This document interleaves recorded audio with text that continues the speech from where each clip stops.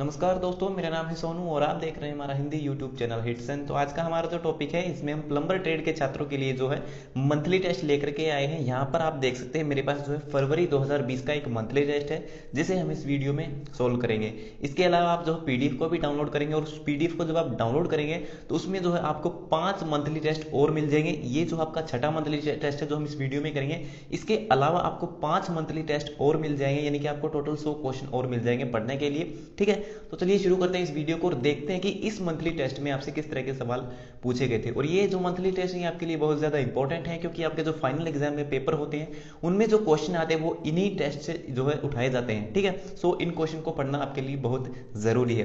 तो चलिए शुरू करते हैं। तो सबसे पहला प्रश्न है, लेड पाइपों में नहीं होती है। तो जो आपके लेड के पाइप होते हैं उनमें क्या नहीं होते? तो लेड पाइप में ना तो चूड़ियां होती है ना उनमें कॉलर होता है। तो इस प्रश्न का सही उत्तर ऑप्शन बी, ना तो उनमें चूड़ियां होती है ना उनके अंदर कॉलर होता है। ठीक है, दूसरा प्रश्न है, लेड पाइप में लगने वाले जोड़ हैं। तो लेड के जो पाइप होते हैं उनमें किस प्रकार के जोड़ लगाए जाते हैं? अंडरहेड जोड़, अपराइट जोड़, टेफ्ट जोड़। तो उपरोक्त सभी इसका सही उत्तर है ऑप्शन डी, ये सभी प्रकार के जोड़ उसके अंदर लगाए जाते हैं, क्योंकि जो आपके लेड के पाइप होते हैं उनमें ना तो कॉलर होती है, ना सॉकेट होती है, ना ही उनके अंदर चूड़ियां होती है। तो उनके लिए जो इन जोड़ों का इस्तेमाल किया जाता है। तीसरा प्रश्न है, एक्सपेंशन ज्वाइंट का प्रयोग पाइपलाइन में क्यों किया जाता है? तो एक्सपेंशन ज्वाइंट का जो प्रयोग है पाइपलाइन की सुरक्षा के लिए जो इसका इस्तेमाल किया जाता है। तो तीसरे प्रश्न का ऑप्शन ए आपका सही है। चौथा प्रश्न है, लेड पाइपलाइन में ब्रांच लाइन निकालने वाले जोड़ को क्या कहा जाता है? तो लेड की जो पाइपलाइन होती है उसमें अगर हमको ब्रांच लाइन निकालनी है तो उसके लिए हम किसका यूज करें? उसके लिए हम ब्रांच जोड़ का यूज करेंगे। तो चौथे प्रश्न का ऑप्शन बी आपका सही है। पांचवा प्रश्न है, लेड पाइपलाइनों का प्रयोग डैश के लिए नहीं किया जाता है।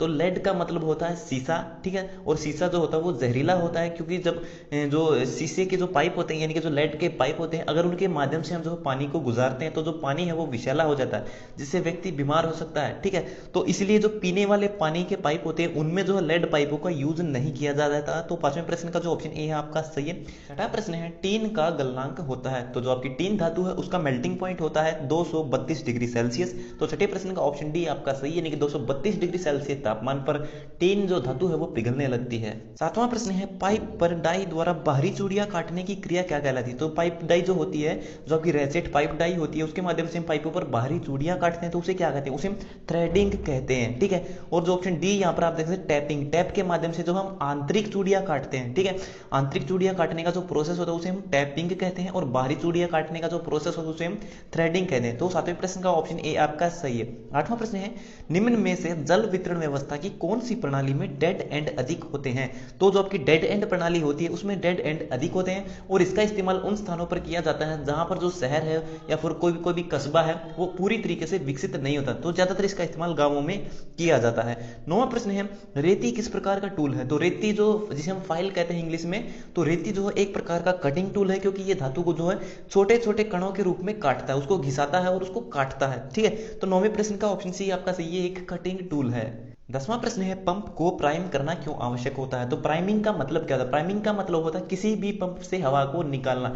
तो कोई जो मोटर होती, कोई पंखा होता है, उसके अंदर हवा भर जाती है तो पानी नहीं उठाता है, तो उसकी हवा को निकालने का जो प्रोसेस होता है उसे हम प्राइमिंग कहते हैं। तो इस प्रश्न का सही उत्तर ऑप्शन बी, हवा को निकालने के लिए जो है पंप को प्राइम करना जरूरी होता है। तो 10वें प्रश्न का ऑप्शन बी आपका सही है। 11वां प्रश्न है, सफेदा कहाँ प्रयोग किया जाता है? तो आप सब जानते हैं जीआई के जो पाइप होते हैं उनको जोड़ने के लिए हम जो है जो धागा होता है उसके साथ में सफेदा का यूज करते हैं। तो इस प्रश्न का सही उत्तर कौन सा होगा? तो ऑप्शन ए यहां पर आपका सही, जोड़ों में करते हैं। ऑप्शन बी, लीकेज को रोकने के लिए करते हैं। ऑप्शन सी है, प्राइमर में मिलाने के लिए भी करते हैं। तो ऑप्शन डी यहां पर आपका सही है, इन सभी स्थानों पर हम जो है सफेदे का यूज करते हैं। 12वां प्रश्न है, बीएसपी थ्रेड का एंगल क्या होता है? तो जो आपकी बीएसपी थ्रेड होता है उसका एंगल होता है 55 डिग्री। तो 12वें प्रश्न का ऑप्शन डी आपका सही है। 13वां प्रश्न है, एक्मी थ्रेड किस एंगल पर बनी होती है? तो जो आपकी एक्मी थ्रेड होती है वो 29 डिग्री का जो एंगल होता है उस पर बनी होती है। तो 13वें प्रश्न का भी ऑप्शन डी आपका सही है। अगला प्रश्न है, टैपिंग द्वारा कौन सी चूड़ियां बनाई जाती हैं? तो मैंने आपको बताया था जो आपके टैप होते हैं, ठीक है, जो आपका टैप होता है एक सेट में 3 टैप होते हैं, और उनके माध्यम से जो आपके आंतरिक जो ड्रिल के द्वारा किया गया जो होल होता है उसकी आंतरिक चूड़ियां बनाई जाती हैं, तो उसे हम क्या कहते हैं? उसे टैपिंग कहते हैं। तो इस प्रश्न का सही उत्तर है ऑप्शन बी। 15वां प्रश्न है, ब्लो लैंप का प्रयोग क्यों किया जाता है? तो ब्लो लैंप का प्रयोग जो है सोल्डरिंग के लिए किया जाता है। तो 15वें प्रश्न का ऑप्शन बी आपका सही है। 16वां प्रश्न है, पाइप डाई द्वारा डैश चूड़ियां काटी जाती हैं। तो पाइप डाई के माध्यम से हम जो है बाहरी चूड़ियां काटते हैं। तो इस प्रश्न का सही उत्तर है ऑप्शन बी, बाहरी चूड़ियां। ठीक है, 17वां प्रश्न है, डाई कौन से सामान की बनी होती है, फिर डाई जो होती है वो किस धातु की बनी होती है? तो जो आपकी डाई होती है वो हाई कार्बन स्टील की बनी होती हैं। तो 17वें प्रश्न का ऑप्शन सी आपका सही है।